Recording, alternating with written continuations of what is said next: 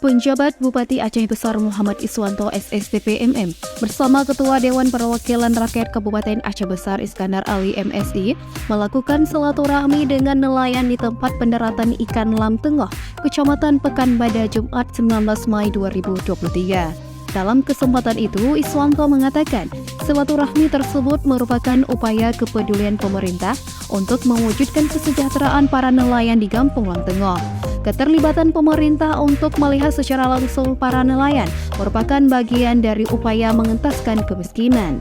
Ini merupakan langkah pemerintah untuk hadir di tengah-tengah masyarakatnya guna memberikan perhatian terhadap lingkungan sosial.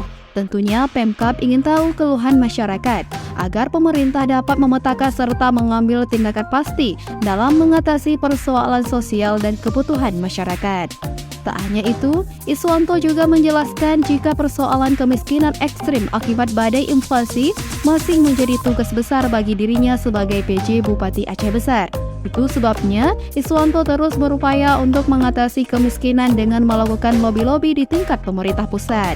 Pemkab Aceh Besar terus melakukan berbagai upaya agar pemerintah pusat memberikan perhatian lebih kepada masyarakat Aceh Besar. Pemkab akan berjuang agar angka kemiskinan di Aceh Besar terus menurun. Menurut Iswanto, nelayan merupakan produsen karena nelayan akan menjual hasil tangkapannya ke TPI dan masyarakat. Jadi nelayan berperan pada kegiatan ekonomi yaitu kegiatan produksi. Sementara itu, Panglima Laut Kampung Lam Tengah Afrizal sangat berterima kasih atas kehadiran PJ Bupati dan Ketua DPRK. Para nelayan mengeluh dengan kedangkalan aliran sungai di muara yang terjadi saat air laut surut tiba, sehingga bot dari laut tidak dapat bersandar dan dari TPI tidak dapat berlaut.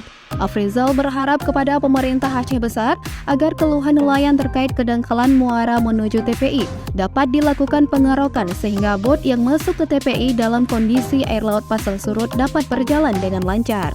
Mereka minta kepada Pemkab untuk memberikan solusi terhadap kedangkalan ini karena ini penting bagi para nelayan Lam Tengah.